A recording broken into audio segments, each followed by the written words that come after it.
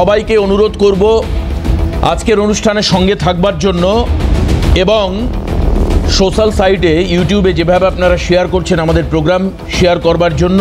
তার কারণ এটাই, বহু মানুষের কাছে একটা পোক্ত ভাবমূর্তি পৌঁছে দেওয়ার আমাদের উদ্দেশ্য, এটা আমি বারবার করে বলে থাকি। এখন এই সময়টাকে যদি আমি ধরি, আজকে 6 তারিখ, আমি ব্ল্যাক ডে বা ইত্যাদিতে আলোচনায় বিশ্বাসী নই। আমি শুধু একটাই কথা বলবো যে এখন সাংবিধানিক একটি প্রক্রিয়া এসআইআর, স্পেশাল ইন্টেন্সিভ রিভিশন, প্রায় মধ্য গগনে, এখন অনেক কাজ বাকি রয়েছে। ঠিক এমন একটা সময়, যেই সময়ে 2026-এর বিধানসভা নির্বাচন দিন ঘোষণাতে এই ধরুন 2.5 মাস মতো বাকি রয়েছে, আর নির্বাচনের ধরে নিন 3-3.5 মাস বাকি রয়েছে।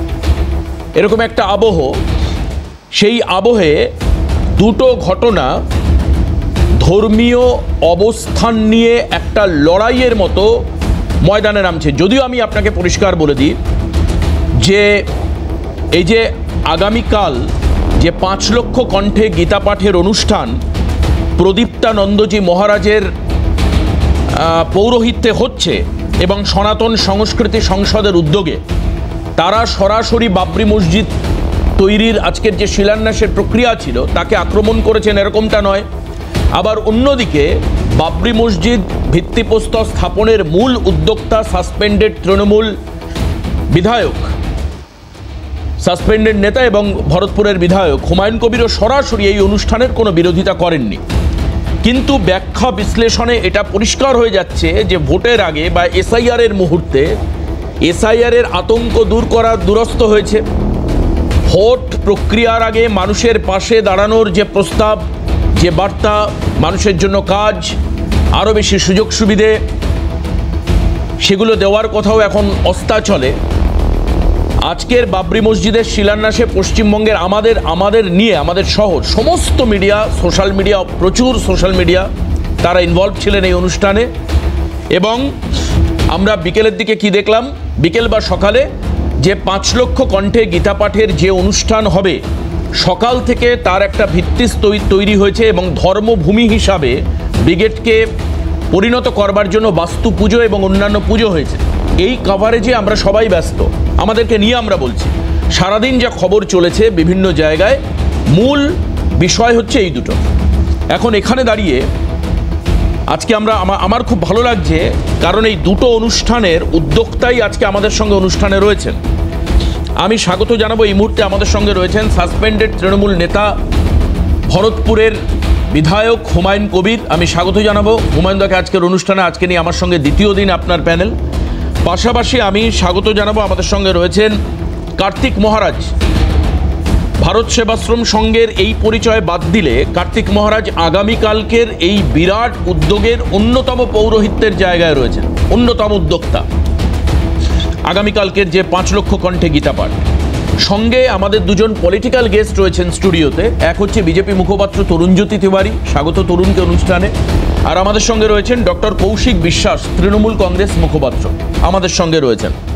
আমি হুমায়ুনদার কাছ থেকেই শুরু করব আজকে প্রথম, যে সেটা হচ্ছে আজকে ভিত্তিপ্রস্তর স্থাপন হলো এবং আপনারা খুব পরিষ্কারভাবে বললেন মঞ্চ থেকে যে এবার লড়াই বিজেপি আর তৃণমূলের বিরুদ্ধে। তার আগে আপনাদের 22 তারিখে আপনার নিজের দল ঘোষণার একটা পূর্ব নির্ধারিত সময়সূচি রয়েছে।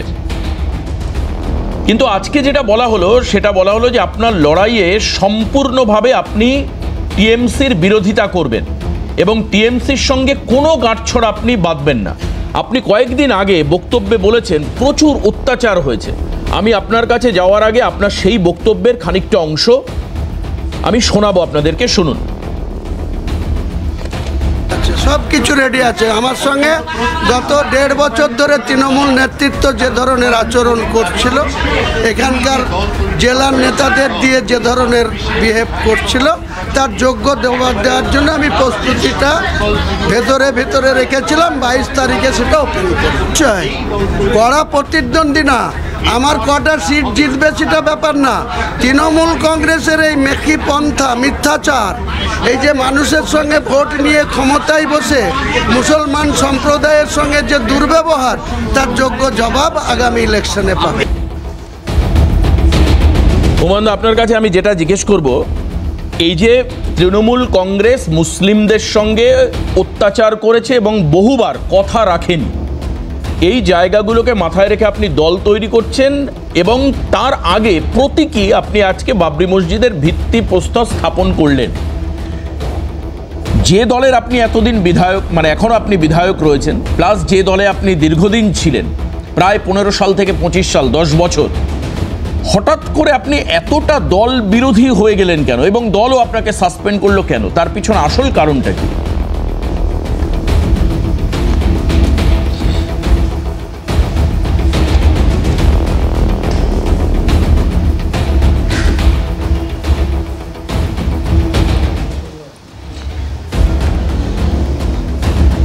আমরা যোগাযোগ করবার চেষ্টা করব হুমায়ুন কবিরের সঙ্গে, সংযোগ আপাতভাবে বিচ্ছিন্ন হয়েছে।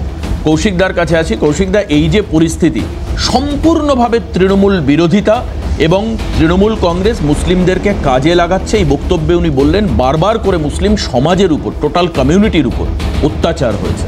এতদিন মানুষ জানতো যে মুসলিম ভোট মানে তৃণমূলের একটা ভোট ব্যাংক, যেটা বিজেপি বারবার করে প্রচারে বলেছে। উনি তো সম্পূর্ণ উল্টো কথা বলছেন।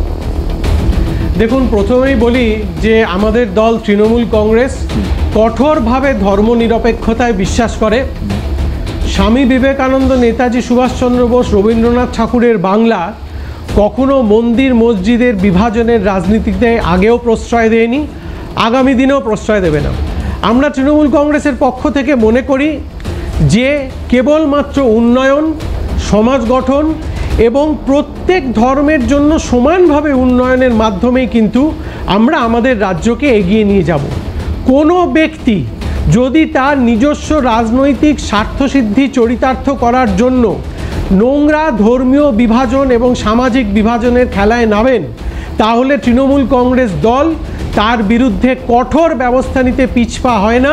সেই উদাহরণটা আপনারা 2-3 দিন আগেই দেখেছেন। মানে হুমায়ুন কবির কি সামাজিকভাবে একটা বিভাজনের চেষ্টা? আমরা এটুকুন বলতে পারবো, নিশ্চিত করে বলতে পারবো যে সামাজিক এবং ধর্মীয় বিভাজনের রাজনীতি যে বা যারা করবেন, তৃণমূল কংগ্রেস সর্বশক্তি দিয়ে তাদেরকে বিরুদ্ধে রুখে দাঁড়াবে এবং কঠোরভাবে ব্যবস্থা নেবে। হুমায়ুন কবির, আপনি হুমায়ুন দা শুনতে পেলেন, তৃণমূল কংগ্রেস মুখপাত্র বলছেন আপনারা সামাজিক এবং ধর্মীয় বিভাজনের চেষ্টা করছেন আপনি, এবং সেই কারণের জন্য দল আপনাকে সাসপেন্ড করেছে এবং আপনার সম্পূর্ণ বিরোধিতা করছেন তৃণমূল কংগ্রেস।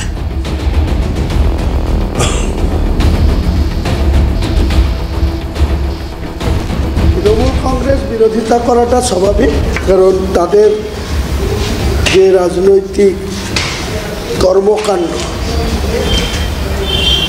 তৃণমূল কংগ্রেসের সর্বময় নেত্রী, বাংলার মুখ্যমন্ত্রী, তৃণমূল কংগ্রেসের উপস্থিত যিনি আছেন সেই সম্মানীয় ব্যক্তির যে কথা এখনই শুনলাম, তিনি যেটা বলছেন যে ওনারা ধর্মীয় মেরুকরণের বা সাম্প্রদায়িক রাজনীতিতে বিশ্বাসী নন বা করেন না। ওনাকে উদ্দেশ্য করে আমি বলছি যে বাংলার মুখ্যমন্ত্রী 2011 সালে জাতীয় কংগ্রেসকে সঙ্গে নিয়ে 34 বছরের বাম জমানার কে পরাজয় করে তিনি 13ই মে যে রেজাল্ট হয়েছিল, সেই রেজাল্টে 182টা জোড়া ফুল চিহ্নের প্রতীকে নির্বাচিত বিধায়ক হয়েছিল। মমতা বন্দ্যোপাধ্যায় সেখানে ছিল না, সেটা আপনারা সবাই অবগত। কিন্তু 182টা আসন পেয়ে সঙ্গে কংগ্রেসের 42টা খুব ভালোভাবে মেজরিটি পেয়েছিলেন। কংগ্রেসের সঙ্গে ঘর করতে গিয়ে কংগ্রেসের 6 জন মন্ত্রী সবাই ছিল। আজকে যে মানস রঞ্জন ভূঁইয়া, সেদিনকেও তিনি, আজকে যে দপ্তরের মন্ত্রী আছেন ভারপ্রাপ্ত, সেদিনকেও তিনি ইরিগেশন দপ্তরের মন্ত্রী ছিলেন কংগ্রেসের পক্ষ থেকে। আর একজন আমার জেলায় প্রায়ত আবু হেনা, তিনি মৎস্য দপ্তরের মন্ত্রী ছিলেন। মনোজ চক্রবর্তী, তিনিও ক্ষুদ্র শিল্প দপ্তরের পরিষদীয় এবং ক্ষুদ্র শিল্প দপ্তরের মন্ত্রী ছিলেন। এছাড়াও এবিএ গনি খান চৌধুরীর ভাই ছিলেন। আরও কুচবিহার থেকে দুজন ছিলেন, মোট 6 জন মন্ত্রিসভায় ছিলেন।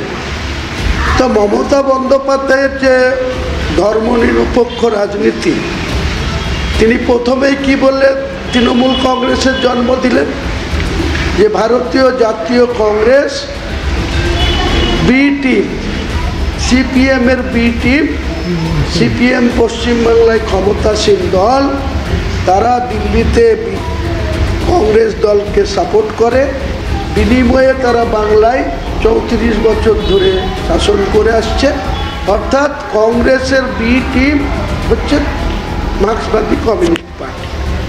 তো সেই কংগ্রেসকে ছেড়ে তিনি কংগ্রেসের যে উত্থান তিনার হাত ধরে হয়েছিল 1984 সাল থেকে, সেই 1984 থেকে পরপর টানা এমপি হয়ে, কখনো মন্ত্রী হয়ে, কখনো তিনি বিভিন্ন পদে থেকে পরিশেষে এই কংগ্রেসকে তিনি ত্যাগ করলেন। সেটা কত বড় নিষ্ঠাবান নেত্রীর পরিচয়। তিনি সেখান থেকে ত্যাগ করলেন এবং 1 জানুয়ারি 1998 তৃণমূল কংগ্রেসের জন্ম। না হুমায়ুন, উনি তো কংগ্রেস, ঠিক 2.5 বছর উনি তো কংগ্রেসের স্বাদ ত্যাগ করলেন, আপনিও তো কংগ্রেসের স্বাদ ত্যাগ করেছেন, আপনিও তো একটা সময় কংগ্রেসে ছিলেন, কংগ্রেসের স্বাদ ত্যাগ করেছেন। রাজনীতিতে এই ধরনের হ্যাঁ শুনেন না, বলি না, ত্যাগ পরিত্যাগ হয় না। আমি হুমায়ুন যেটা বলছি, আপনি আজকে একটা জায়গায় বলেছেন, এর আগেও বলেছেন যে তৃণমূল কংগ্রেস মুসলিমদেরকে কাজে লাগাচ্ছে। আপনি বলেছেন একাধিকবার মুসলিমদের উপর অত্যাচার হয়েছে এবং সেই কারণের জন্য আজকে আপনার এই পৃথক দল তৈরির সিদ্ধান্ত। আমি এই জায়গাটা জানতে চাইব।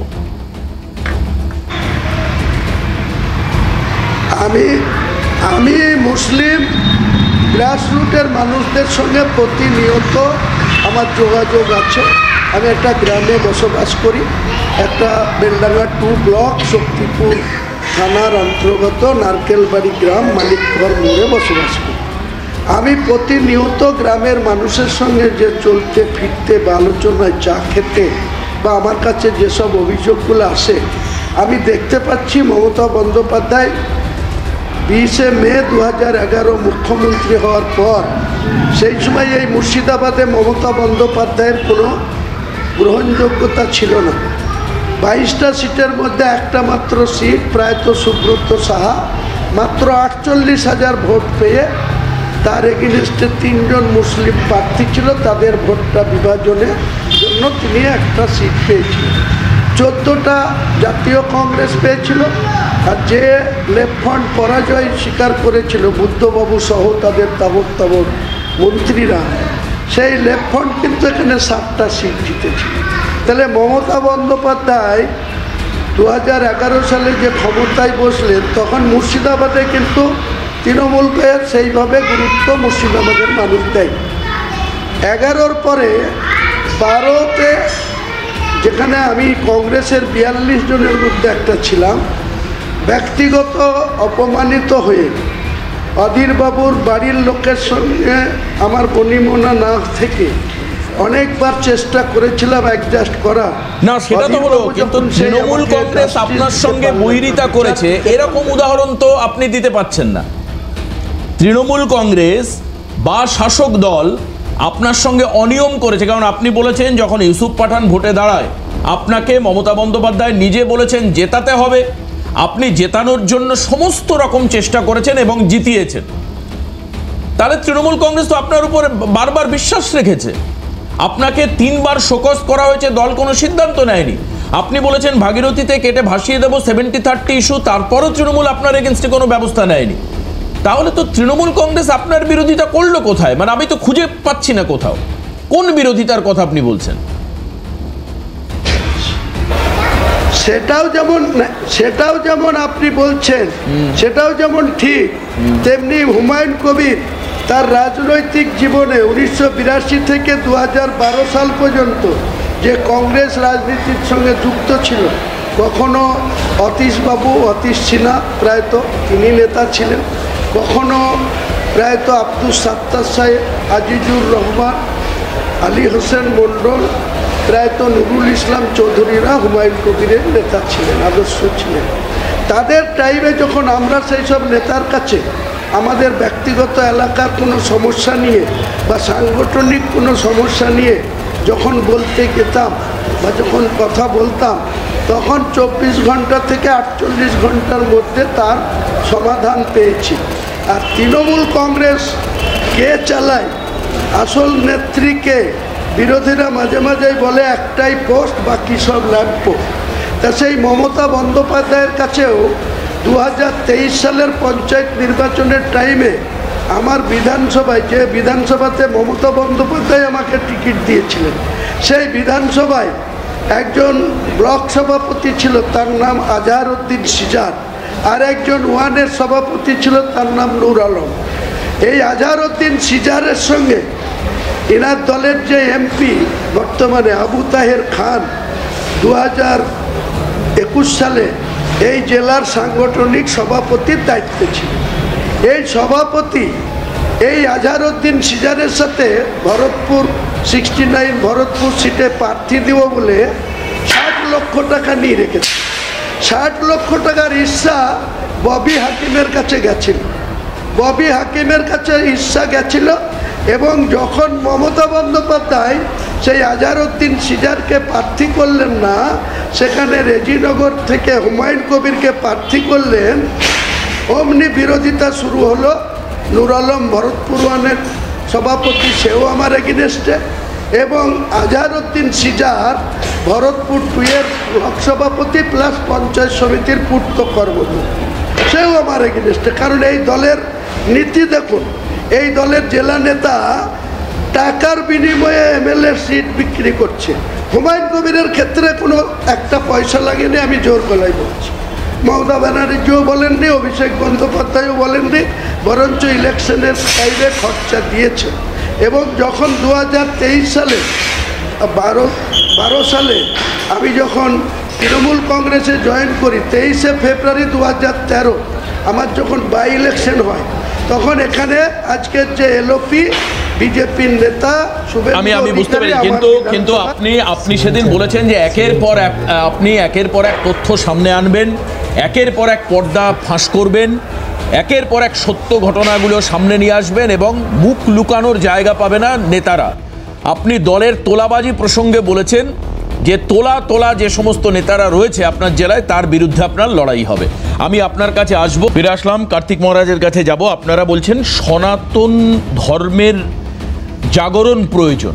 কেন আজকের দিনে দাঁড়িয়ে সনাতন ধর্মের জাগরণ প্রয়োজন হচ্ছে, এবং কারা জেগে ওঠেনি, বা আপনারা কেন মনে করছেন যে সনাতন ধর্ম অন্ততপক্ষে বাংলার মাটিতে জাগ্রত হয়নি?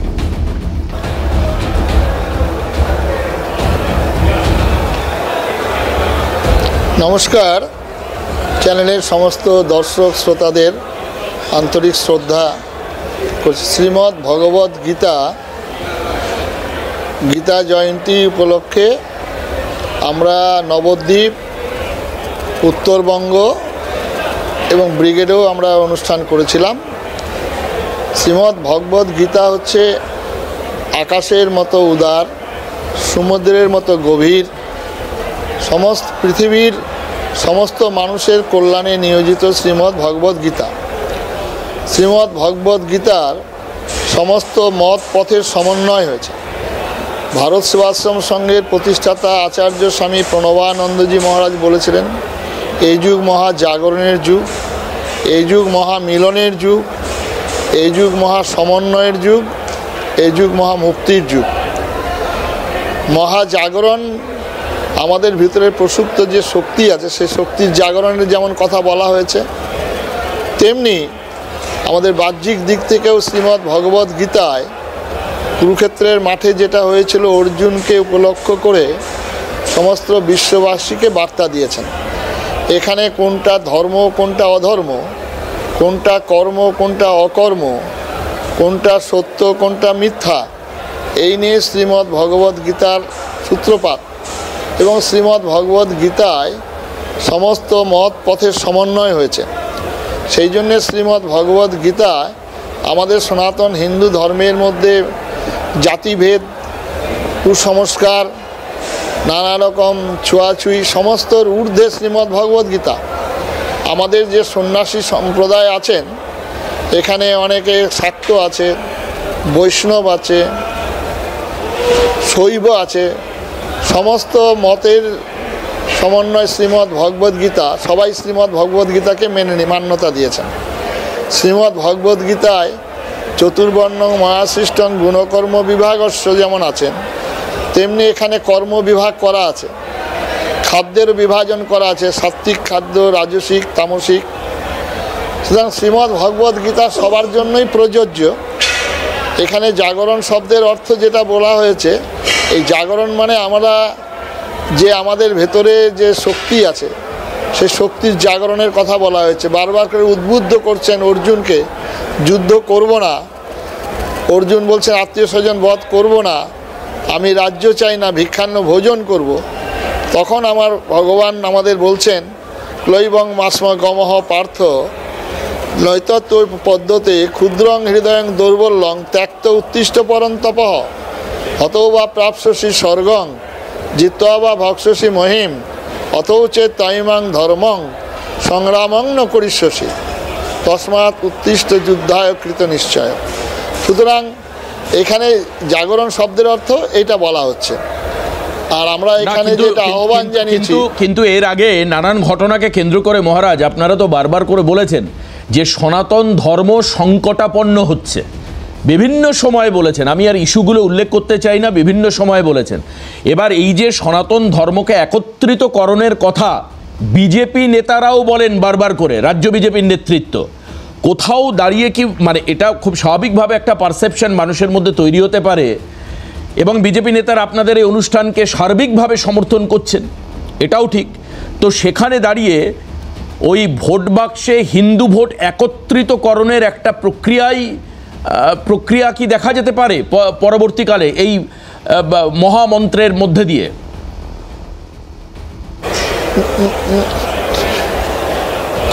না না, এটার কোনো যুক্তিকতা আমি মনে করি না। কারণ আমাদের যে গীতার সৃষ্টি হয়েছে 5000 প্রায় 200 বছর আগে, হ্যাঁ, হাজার হাজার বছর যাবৎ শ্রীমদ্ ভগবদ্গীতা।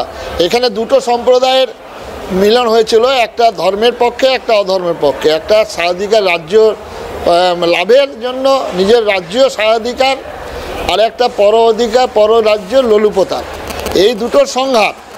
সেখানে অর্জুনকে কেন্দ্র করে আমাদের বিশ্বের সমস্ত মানুষকেই যে উপদেশটা দিচ্ছেন, সেই উপদেশটাই হচ্ছে আমাদের এইটাই, যে আমাদের এখানে বুঝলাম। কিন্তু 30% আর 70%-এর কথা যখন হুমায়ুন কবির বলেছিলেন, আপনি তো তার কড়া প্রতিবাদ করেছিলেন ভাগীরথীর জলে ভাসিয়ে দেওয়ার ইস্যুতে। এখনো প্রতিবাদ করছি, কারণ এটা ভারতবর্ষে কোনো বিধায়ক এক শ্রেণীর ভোটেই বিধায়ক হন না। তারপরে এই ভারতবর্ষে আমরা ছোটোবেলায় রবীন্দ্রনাথের ভারতবর্ষ, যেখানে বলছেন দিবে আর নিবে, মিলাবে আর মিলিবে, যাবে না ফিরে এই ভারতের মহামানবের সাগর তীরে। তো রবীন্দ্রনাথ বলছে হেতায় দাঁড়ায় দুবাহু বাড়ায়, নবীন নরদেবতার কথা বলেছেন। সুতরাং এখানে 30% আর 70% না, আমি বুঝলাম।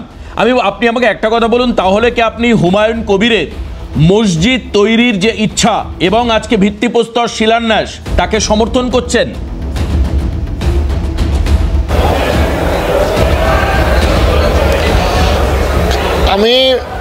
আমাদের 1947 সালের পরে আমাদের পশ্চিমবঙ্গে কত মসজিদ ছিল, কত মসজিদ তৈরি হয়েছে, কত মন্দির ছিল, কত মন্দির তৈরি হয়েছে। আমাদের আপত্তি মসজিদ তৈরি হোক, মন্দির তৈরি হোক, কোনো আপত্তি নেই। আপত্তিটা বাবরি মসজিদের নামের সঙ্গে, যেটা এর সঙ্গে অনেক ইতিহাস রয়েছেন। হুমায়ুন দা, আপনাকে এই যে দল যখন সাসপেন্ড করছে, সেই সময় বাবরি নামটা নিয়ে দলের আপত্তির কথা বলা হয়েছে। আপনি নিজেও সেদিন আমাদের প্যানেলে স্বীকার করেছেন যে আপনাকে আইপ্যাক থেকে ডাকা হয়েছিল, আপনি বসেছিলেন ঘন্টা দুয়েকের আলোচনায়। আপনাকে আইপ্যাকের প্রতীক জৈন এটাই বোঝানোর চেষ্টা করেছিলেন যে আপনি নামটা ছাড়ুন, কিন্তু আপনি বাবরি নামটাকে রাখলেন কেন? কারণ এই বাবরি বা বাবর, তার সঙ্গে তো নানান রকম অত্যাচার অধ্যুষিত, নানান ভারতের উপর মানে ভারত বিরোধী কার্যকলাপ, ভারতের উপর অত্যাচার ইত্যাদি প্রসঙ্গ যুক্ত হচ্ছে। আপনি অন্য নাম দিয়ে কেন মসজিদ করলেন না?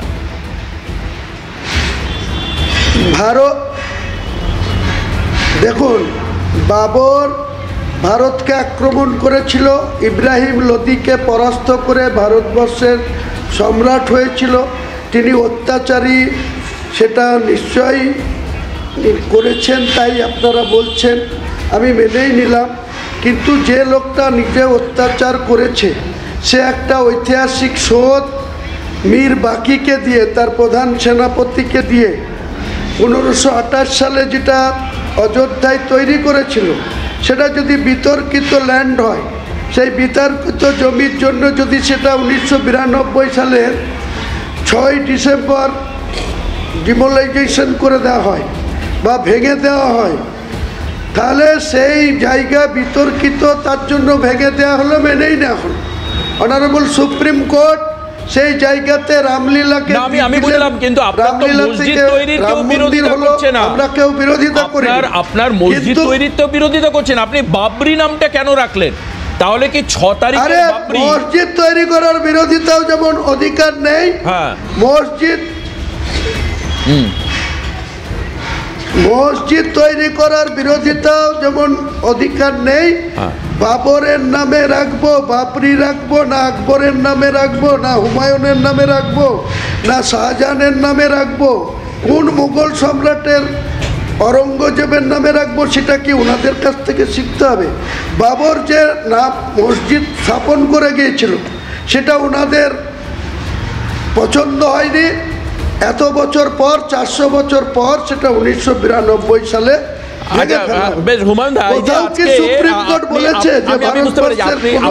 আপনি যখন টিভি স্ক্রিনে রয়েছেন, তখন আমরা পাশে ছবিতে দেখাচ্ছি হাজার হাজার মানুষ আপনার আজকে ভিত্তিপ্রস্তর অনুষ্ঠানে উপস্থিত ছিলেন। আপনি কি মনে করেন যে এই হাজার হাজার মানুষ, বা আপনি যদি লক্ষ লক্ষ দাবি করেন তো তাই, এই মানুষের ভোট আপনার দিকে যাবে?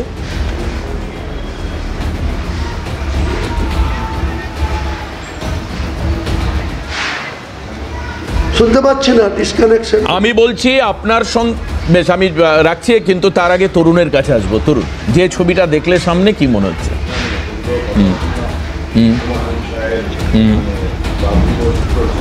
রিপিট করুন, আমি শুনতে পাই। আমি আসছি আপনার কাছে আসছি। এখন এই মুহূর্তে বিজেপির তরুণ জ্যোতি বলছে, আপনি একটু শুনে নিন, আমি এরপরে আসছি। আমার প্রশ্নটা এটাই ছিল যে লক্ষ লক্ষ মানুষের আজকে জমায়েত হয়েছিল, সেই জমায়েতকে আপনি ভোটে টানতে পারবেন? এই জনসমর্থন কি আপনি পাবেন? একটু পরে উত্তর নেব, তার আগে তরুণের কথা শুনে নিন, বিজেপি মুখপাত্র। না, ঐতিহাসিকভাবে হচ্ছে বাবরের ছেলের নাম হুমায়ুন, সে হুমায়ুন সাহেব সেই ইতিহাসকে মনে রেখে বাবরি মসজিদ বানাচ্ছে কিনা আমি জানি না, কিন্তু এই নাটকটা বন্ধ হোক না। এই মমতা বন্দ্যোপাধ্যায়, হুমায়ুন বাবুর এই লুকোচুরি খেলা, কেউ কিছু বোঝে না। আচ্ছা, যে জমিটায় করছেন, ওই জমিটার নেচার কি? আমার ফার্স্ট প্রশ্ন থাকবে। কোনো জমিতে কনস্ট্রাকশন হলে, যে কোনো কনস্ট্রাকশন, তার পারমিশন লাগে। পারমিশনটা কে দেবে? রাজ্য সরকার দেবে না পারমিশন? আজকে ওনার ওনার বাইট শুনছিলাম যে প্রশাসন আমাকে সম্পূর্ণ সাহায্য করছে। যে পরিমাণে ভিড় ওখানে অ্যাকুমুলেট করা হয়েছিল, প্রশাসন সাহায্য ছাড়া সম্ভব ছিল?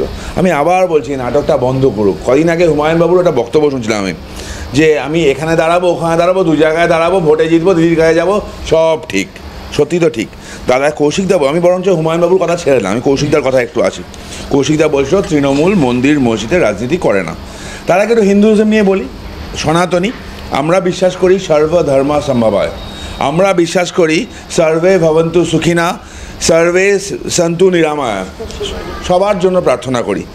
বছর বছর রেড রোডে দাঁড়িয়ে মমতা বন্দ্যোপাধ্যায় যে কথাটা বলেন, ওই হিজাব পরে, হুমায়ুন বাবু সাহেব আছেন, উনি নিশ্চয়ই উত্তর দেবেন যে লা ইলাহা ইল্লাল্লাহ মানেটা কি? এর মানে হচ্ছে there is no god except Allah. Mamata Bandyopadhyay হিন্দুদের মুখ্যমন্ত্রী বা মুসলমানের মুখ্যমন্ত্রী তো নন, অন্তত তিনি ক্লেম করেন। আমরা মনে করিনি 37% মুখ্যমন্ত্রী। তিনি দাঁড়িয়ে রেড রোড থেকে বছরের পর বছর বলে আসছেন যে মানে আল্লাহ ছাড়া আর কোনো গডের এক্সিস্টেন্স নেই। দাদা বলছিলেন দাদারা হিন্দু মুসলমান মন্দির মসজিদ রাজনীতি করে না। দুর্গা পুজোর বিসর্জন মহরম আছে বলে বন্ধ কেন হবে? 2012 সালে ইমাম ভাতা কেন চালু হবে? কাদের ভোট রাখার জন্য। কোর্ট যখন বন্ধ করে দিল, 500 কোটি টাকা ওয়াকফ বোর্ডকে কেন দেওয়া হবে? সেটা দেওয়ার জন্য। প্রত্যেক বছর হাইকোর্টে আমাদের কেন ছুটতে হবে যে দুর্গা পুজো করবো, অনুমতি দাও, অনুমতি দাও? কোনো ইসলামিক জলসার অনুমতি করার জন্য হাইকোর্টে যেতে হয় কি? হয় না। প্রতিবার আমরা একই জিনিস দেখে যাচ্ছি, প্রতিবার থ্রেড। আজকে হুমায়ুন বাবুর ওখানে দেখলাম কিছু বেশ কিছু ভিডিও অলরেডি ভাইরাল হয়েছে, কল্লা কেটে দেবো, এই করে দেবো, ওই করে দেবো। আচ্ছা, এগুলো কোন ধরনের রাজনীতি? প্রশাসন দেখছে না? প্রশাসন সব কিছু দেখছে। আমি দেখছিলাম, আমি বামেদেরও ফলো করছিলাম, মানে পশ্চিমবঙ্গের রাজনীতিতে চাটনি, শেষ পথে চাটনি থাকে না, বামপন্থীরা হলো চাটনি। চাটনি না দেখি হিন্দুদের কিছু হলেই বলে স্কুল হতে পারতো, একটা কলেজ হতে পারতো, কত কিছু হতে পারতো। আচ্ছা, এখানে তো বলো না মুর্শিদাবাদের স্কুল বা কলেজ হতে পারতো। মুর্শিদাবাদের দুজন লোককে তোমার স্ক্রিনে দেখা যাচ্ছে, একজন হচ্ছে কার্তিক মহারাজ, একজন হচ্ছে আমাদের হুমায়ুন বাবু। আচ্ছা, কার্তিক মহারাজের নামে তৃণমূল হাজার একটা অভিযোগ করে, একটু বুকে হাত রেখে বলুক না। কার্তিক মহারাজ ওখানে যে স্কুলগুলো চালায়, সেই স্কুলগুলোতে বেশিরভাগ সংখ্যালঘু ছাত্রছাত্রীরাই পড়ে, তাদের রেজাল্ট হয়। মুর্শিদাবাদে এইবার লাস্টবারেও মাধ্যমিক উচ্চ মাধ্যমিকের রেজাল্ট যদি দেখো, কার্তিক মহারাজের পরিচালিত স্কুলগুলো থেকে বেশি স্কুলের উন্নতির জন্য, মানুষের উন্নতির জন্য হয়। উল্টো দিকে প্র্যাকটিক্যাল অবস্থা কি? হুমায়ুন বাবু যখন বলেন 70% মুসলিম, 30% ভাগীরথী জলে বাঁচাবো। আচ্ছা হুমায়ুন বাবু, আপনাদের বলতে শুনি না কেন পশ্চিমবঙ্গের মুসলমানদের গড় বার্ষিক মাসিক আয় 5,000 টাকা। পশ্চিমবঙ্গের মুসলমানদের মাসিক আয় হচ্ছে মানে পরিবারের 5,000 টাকা, এটাকে বৃদ্ধি করার ব্যবস্থা করবো। আচ্ছা, আমি শুনি না কেন যে সরকারি 37% পপুলেশন, সরকারি ক্ষেত্রেও 37% চাকরিটা হোক। সরকারি ক্ষেত্রে মুসলমানরা চাকরি করে 1%, জেলে থাকে 65%। রাজনীতির ময়দানে মারে মুসলমান, মরে মুসলমান। ভাদু শেখ হয়, বকটুয়ে মারা যায়, ভাদু শেখের বউকে বলতে হয় আমার ভাদু তো সব দিয়ে থুয়ে কোথাও মরতে হলো কেন? মুসলমানরা পলিটিক্যাল টুল এখানে। আর হুমায়ুন বাবু এই কারণের জন্যই কি আজকে হুমায়ুন কবির বলছেন যে 90টি বিধানসভা মুসলিম অধ্যুষিত, এই অঞ্চলে মুসলিমরা মুসলিমদেরকেই ভোট দেবেন, বাকি আসনে শুভেন্দু মমতার লড়াই হবে। আজকে কি বলেছেন হুমায়ুন কবির একবার আমি আজকের এই প্যানেলে এখন এই মুহূর্তে শোনানোর চেষ্টা করব, তারপর আমি ডক্টর কৌশিক বিশ্বাস রয়েছেন, কৌশিকদার কাছে একটু যাব, উত্তর নেব হুমায়ুনদার থেকে। আপনি আমাকে জাস্ট আর 5-6 মিনিট টাইম দিন, আমি আপনার কাছে যাব, শুনবো কি বলেছেন হুমায়ুন কবির আজকে। আমি মুসলমান সমাজের কাছে একটাই কথা বলবো, আপনারা আপনাদের যাকে খুশি যোগ্য মুসলমানদের ভোট দিয়ে বিধানসভায় পাঠান, আর বাকি 90টার মধ্যে 204টে থাকবে, 294-এর মধ্যে, সেই 204-টের মধ্যে মমতা ব্যানার্জি আর শুভেন্দু অধিকারীর মধ্যে লড়াই হোক। কে সরকার আসবে হিন্দু সমাজ সিদ্ধান্ত নেই, তারা সরকারে থাকুক, আমরা অপোজিশনে থাকবো, বিধানসভায় ইঞ্চিতে ইঞ্চিতে অধিকার বুঝে নিব, উন্নয়ন বুঝে নিব। আপনারা আমাকে মন চাইলে নেতা মানবেন, না মানলে যাকে খুশি নেতা মানবেন। আমি এই একটু আগে তরুণের কথা কোট করে বলি, প্রত্যেকবার রেড রোডে মুসলিম সম্প্রদায়ের অনুষ্ঠানে মমতা বন্দ্যোপাধ্যায় উপস্থিত থাকেন, ডেভেলপমেন্টের কথা বলেন। এসআইআর ইস্যুতে নাম বাদ যাওয়ার প্রসঙ্গে যখন বিজেপি তুমুল প্রচার করছে যে ডিটেক্ট ডিলিট ডিপোর্ট, সেই সময় মমতা বন্দ্যোপাধ্যায় বলেছেন আমি সবার পাশে রয়েছি। কৌশিকদা, আজকে হুমায়ুন কবির পুরো অন্য কথা বলছেন, যে যুগের পর যুগ ধরে মুসলিম সমাজ বঞ্চিত হচ্ছে, স্কুল নেই, কলেজ নেই, শিক্ষা নেই, রোজগার নেই। দেখুন, আমি প্রথমেই তরুণজ্যোতির কথাটার উত্তর দিয়ে বলি যে তরুণজ্যোতি ইমাম ভাতার কথা বলল, কিন্তু তরুণজ্যোতি এটা বলল না যে 1,15,000 টাকা করে 40,000 পুজোকে দেওয়া হয়। এই মমতা বন্দ্যোপাধ্যায়ের নেতৃত্বে দুর্গা পুজো ইউনেস্কোর ইনট্যাঞ্জেবল হেরিটেজের সম্মান পেয়েছে, যেটা সারা পৃথিবীর বুকে বাংলা ও বাঙালিকে গর্বিত করেছে। তরুণজ্যোতি এটাও বলল না যে অ্যালেন্স পার্কে খ্রিস্টানদের ক্রিসমাসের উৎসবেও আমাদের সেই মানবিক মুখ মমতা বন্দ্যোপাধ্যায়কেই দেখতে পাওয়া যায়। 2 নম্বর কথা হচ্ছে, এই যে কার্তিক মহারাজের স্কুলের ব্যাপারে বলা হলো, সেখানে আমাদের একটা পরিষ্কার প্রশ্ন আছে, সেটা হচ্ছে এই স্কুলগুলো কার্তিক মহারাজ চালান না ভারত সেবাশ্রম সংঘ চালান? কার্তিক মহারাজ কি ভারত সেবাশ্রম সংঘের ঊর্ধ্বে, নাকি এই স্কুলগুলো ভারত সেবাশ্রম সংঘের, উনি ওখানে ভারত সেবাশ্রম সংঘের প্রতিনিধি হিসেবে চালান? 3 নম্বর এবং সবচেয়ে গুরুত্বপূর্ণ পয়েন্ট, আমিও কিন্তু ব্যক্তি জীবনে বর্ণ হিন্দু, আপনারা চণ্ডীটা পড়ে দেখবেন, সেখানে যেমন এটা বলা আছে যা দেবী সর্বভূতেষু শক্তিরূপেণ সংস্থিতা, সেখানে এটাও বলা আছে যা দেবী সর্বভূতেষু ভ্রান্তি রূপেণ সংস্থিতা। ফলে যারাই ধর্মের ভিত্তিতে পশ্চিমবঙ্গে রাজনীতি করার কথা বলছেন বা ভাবছেন, তাদের কিন্তু ভ্রান্তি মানতেই হবে, ভ্রান্তিটা প্রমাণিত হবে। এবং শেষে আসি হুমায়ুন কবিরের কথায়। আমি তৃণমূল কংগ্রেসের মুখপাত্র হিসেবে প্রথমেই এই চার্জটাকে কমপ্লিটলি রেফিউট করছি যে আমাদের দলে টাকা পয়সা নিয়ে কোনো নমিনেশন হয় না। উনি ববিদার নাম করে যে কথাটা বলেছেন আমরা সম্পূর্ণভাবে তীব্র বিরোধিতা করে বলছি। উনি ভ্রান্ত, অসত্য, মিথ্যে কথা বলেছেন। তার চেয়ে বরঞ্চ এটা বললে ভালো হয় যে হুমায়ুন কবির যদি নতুন দল করেন তাহলে ওনার নতুন দলের ফান্ডিংটা কারা করবেন, ওনার নতুন দলের ফান্ডিংটা কারা করবেন আগামী দিনে দেখতে পাবে। আর একটা ছোট্ট দু সেকেন্ডের আরেকটা কথা, একটা 2 সেকেন্ডের কথা বলবো, সেটা হচ্ছে গিয়ে যে বিজেপি যখন দেখছে এসআইআর করে, একটু শুনুন, আমি আপনার সবাই কিছু বলিনি, আপনার সবাই বলিনি, বিজেপি যখন দেখছে যে আজকে আপনারা দেখেছেন বিজেপির বিরোধী দলনেতা 1 কোটি বাদ যাবে 1 কোটি বাদ যাবে করে 3 মাস আগে থেকে নাচছিল, গতকাল পর্যন্ত দেখা যাচ্ছে মাত্র 54 লাখ বাদ যাচ্ছে। বিজেপি যখন দেখছে যে এসআইআর করেও কিছুই করা গেল না, তখন তারা আবার তাদের সবচেয়ে পুরনো চক ধর্মীয় বিভাজনের রাস্তায় নামছেন। নিশ্চিত থাকুন আপনারা আবারও হারবেন, এটাই আপনাদের ভবিতব্য। হুমায়ুন দা, আপনার কাছে জানতে চাইবো বাবরি মসজিদের আমেজ নাকি আর অন্যদিকে কি রয়েছে? মুসলিম, যারা মুসলিম সমাজ, যারা বিড়ি শ্রমিক, টাকায় মন্দির বানাবেন না হলো সরকারি লক্ষ কোটি টাকার সম্পত্তি মন্দির বানানোর ট্রাস্টকে দান করে দিবে, সেটা সাম্প্রদায়িক না, সেটা খুব হিন্দু তোষণ না, সেটা মুসলিমদের বিরুদ্ধে না, সেটা মুসলিমদের আঘাত লাগে না। আপনি জগন্নাথ মন্দির 1700 কোটি টাকা খরচ করে সাধু সন্ন্যাসীদের সাগরমালায় যাওয়া, আবার নিউ টাউনে, রাজারহাটের নিউ টাউনে এত কোটি টাকার সম্পত্তি আবার মন্দির বানানোর জন্য হ্যান্ডওভার করে দেয়া, এগুলো খুব সেদিন মমতা বন্দ্যোপাধ্যায় 3টে ইস্যু বলেছেন। আপনি বলেছেন যে মহাকাল মন্দির তৈরি হচ্ছে, তখন তাহলে উনি সাম্প্রদায়িক নয় কেন? আপনি বলেছেন দুর্গাঙ্গন তৈরি হচ্ছে, কেন সাম্প্রদায়িক নয়? আপনি বলেছেন জগন্নাথ মন্দির দীঘায় তৈরি হয়েছে। আমি একটা প্রশ্ন করতে চাই, আপনাকে আজকে সাম্প্রদায়িক বলা হচ্ছে এবং কৌশিক অন্যদিকে বলছেন যে ধর্মের বিভাজন আমরা মানি না। শুধু তাই না, দীঘার জগন্নাথ মন্দিরের শিলান্যাস এবং প্ল্যান যখন করা হয়েছিল 2017 সালে, তখন উনি কোথায় ছিলেন? উনি 2015 থেকে আমাদের দলে ছিলেন। উনি কবে থেকে বুঝতে পারলেন এইটা? বলুন, কবে থেকে বুঝতে পারলেন আপনি? সেটা অন্তত বলুন। আপনি তো দলেই ছিলেন তখন, তাহলে আপনার তো দায়িত্ব।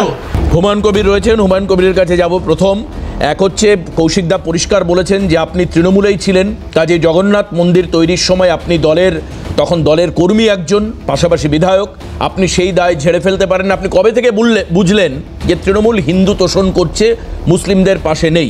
পাশাপাশি আপনার কাছে আমি দ্বিতীয় প্রশ্ন যেটা রেখেছিলাম আগেই, এই যে মসজিদের ভিত্তিপ্রস্তরে যত লক্ষ লক্ষ মানুষ দেখছেন, আপনার সঙ্গে নতুন দলের পাশেই লক্ষ লক্ষ মুসলিম সম্প্রদায়ের মানুষ, যদিও আপনি বলেছেন দল হবে সেকুলার, এরা কি থাকবেন?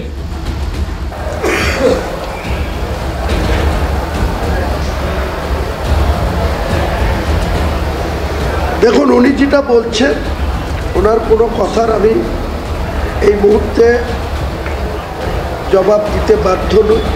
উনি ওনার নেত্রী সম্বন্ধে যেসব সার্টিফিকেট দিচ্ছেন বা তৃণমূল দলের অভ্যন্তরের কোনো কিছু ওনার কাছে তথ্য আছে বলে আমার মনে হচ্ছে। কারণ তৃণমূল দলে কি পোস্ট নিতে গেলে কোথায় কত টাকা দিতে হয় আমার কাছে তথ্য আছে।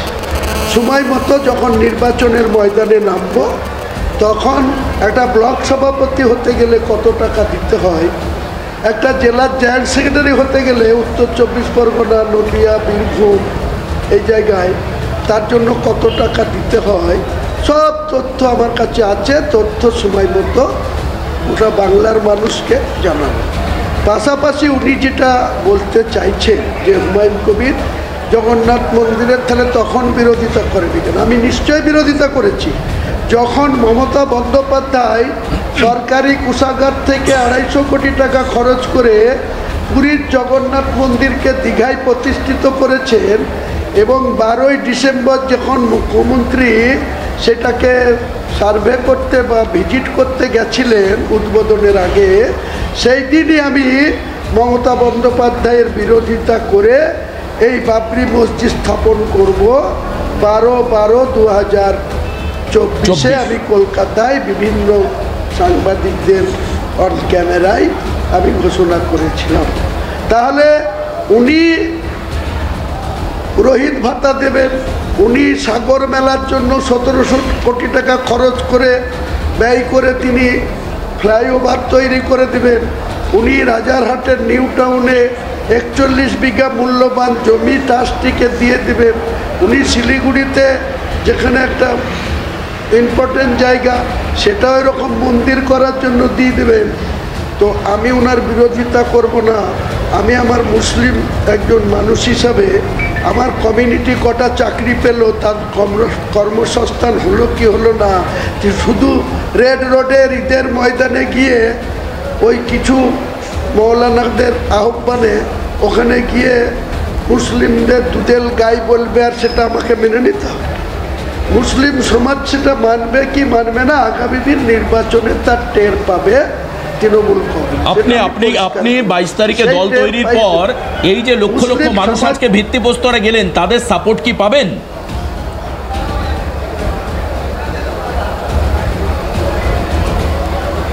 আজকের এটা সম্পূর্ণ আলাদা বিষয়।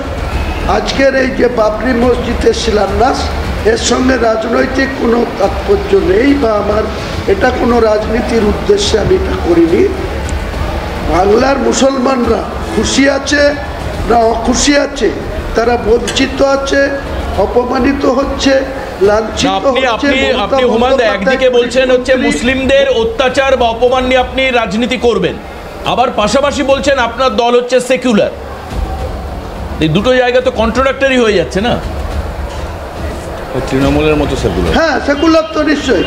তাহলে আপনি মুসলিম ডেভেলপমেন্টের কথা শুধু বলবেন কেন? আপনি তো একবারও বলছেন না যে আমার ওখানে যারা হিন্দু বিড়ি শ্রমিক আছে গরিব এবং মুসলিম বিড়ি শ্রমিক গরিব, আমি তাদের পাশে থাকবো। আপনি তো বলছেন মুসলিম সমাজের আমি পাশে থাকবো। হ্যাঁ, আপনি আপনার এলাকায় গরিব মুসলিম কেন, আমি সর্বধর্মের মানুষকে নিয়েই তো পার্টি করব। আমি সর্বধর্মের মানুষকে নিয়েই আগামী দিনে পার্টি ওপেন করব। সেই পার্টির কমিটিতে কারা কারা থাকবে সেখানেই প্রমাণ হয়ে যাবে। একদম। আমি একটু মহারাজের কাছে যাব। কার্তিক মহারাজ, আপনি আমাকে বলুন যে মহারাজ, আপনি দীর্ঘদিন ধরে মুর্শিদাবাদের মাটিতে কাজ করছেন, এই যে ধর্মকে কেন্দ্র করে একটা রাজনীতির বাতাবরণের পাশাপাশি মাটি মাপার বা জল মাপার একটা বিষয় আছে। আপনি একাধিক স্কুল, সেবা প্রতিষ্ঠান, বিভিন্ন সময় বন্যা দুর্যোগে মানুষের পাশে দাঁড়ানোর জন্য আপনার প্রতিষ্ঠান এগিয়ে গেছে।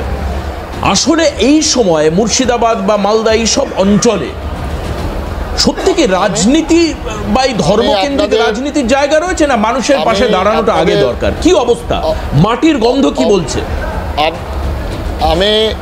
আমি আগে মানুষ হ্যালো, হ্যাঁ বলুন। আমি ভারত সেবাশ্রম সংঘের সন্ন্যাসী কার্তিক মহারাজ। আমি 50 বছর যাবৎ মুর্শিদাবাদ জেলায় 50 বছর হতে চলল। আমি সেখানে 13টা স্কুল, 4টে হাই স্কুল, একটা আনন্দলোকে হাসপাতাল, একটা 10 বেডের হাসপাতাল, 1000 ছেলে মেয়ে আমার ওখানে থাকে রেসিডেন্সিয়াল। আর এই ছেলে মেয়েদের মুদিখানার দোকানের মাল আসে ফুলবাসতলা জিরাফত মিয়া, আমার বই সাপ্লাই দেয় বদরুদ্দিন, আমার আলু সাপ্লাই দেয় রাফিক। সুতরাং আমার ভারত সেবাশ্রম সংঘের আমি সন্ন্যাসী, মুর্শিদাবাদ জেলা পিছিয়ে পড়া, সব থেকে প্রয়োজন শিক্ষার ব্যবস্থা, চিকিৎসার ব্যবস্থা। আমি এই শিক্ষা এবং চিকিৎসার ব্যবস্থার জন্য মুর্শিদাবাদ জেলার হিন্দু মুসলমান সবাই আমাকে সাহায্য করেন। কিছুদিন আগেও আমাকে খলিলুল সাহেব সাহায্য করলেন, জাকির করলেন, তারপরে আমাদের ঔরঙ্গাবাদের অনেক বিড়ি কোম্পানি তারা সাহায্য করেছেন। আমাদের যখন চাল থাকে না, এবারে চালের শর্ট পড়ে গেল, টাকা আমরা জোগাড় করতে পারিনি। আমাদের বায়ন বিশ্বাস, তার কাছে আবেদন করলাম, তিনি 50 কুইন্টাল চাল পাঠিয়ে দিয়েছিলেন। সুতরাং আমার মন্দিরের, নিশ্চয়ই আমি হিন্দু, আমার হিন্দু ধর্মের, হিন্দু সংস্কৃতির কথা বলবো, কিন্তু আমার ধর্মের যারা বিরোধিতা করবে, আমার ধর্ম সম্পর্কে যারা বিরোধিতা করবে, তাদের বিরোধিতা আমি করি। কিন্তু আমার এখানে যে এতগুলো স্কুল, হাসপাতাল, সেখানে 8000-এর উপরে ছাত্রছাত্রী, এখানে 80% মুসলিম ছাত্ররা পড়াশোনা করে, সংখ্যালঘু। আমার ওখানে চিকিৎসা যারা করছেন সমস্ত আসেন গরিব মানুষ তারা। আমি শীতের সময় কম্বল দান করি, আমি মেধাবী ছাত্রদের বই দিই। সেখানে আমরা কোনো দেখি না যে সবার উপরে মানুষ সত্য, তাহার উপরে নাই। এটা আমাদের হিন্দু ধর্মের, সনাতন ধর্মের বার্তা। সর্বেশাং মঙ্গলাং ভূয়াৎ সর্বে সন্তু নিরাময়া, আমাদের বার্তা। মতগুরু শ্রী জগৎগুরু, এই মতে বিশ্বাসী আমি, আর এই মতেই আমাদের ভারত সেবাশ্রম সংঘে। হুমায়ুন, আপনি শুনলেন কার্তিক মহারাজ বলছেন যে ধর্ম বড় কথা নয়, মনুষ্যত্ব বড় কথা। মানুষের পাশে দাঁড়ানোর জন্য আপনার পরিকল্পনা সামনে রেখে দল কি এগোবে? মানে সেখানে ওই যে উনি যেমন বললেন আলু চাল ডাল সব সাপ্লাই দিচ্ছে, মুসলিম নাম একের পর এক বললেন।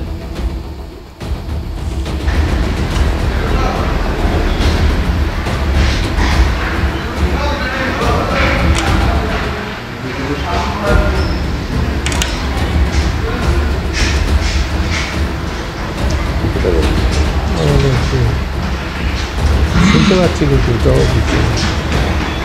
বেশ, আজকে আর হাতে মনে হয় সময় নেই। আপনি কিছু ছোট্ট ছোট এক এক লাইন তরুণ আর ইয়ে থেকে এক এক লাইন নিয়ে শেষ করবো আজকে। হ্যাঁ, কৌশিক দা।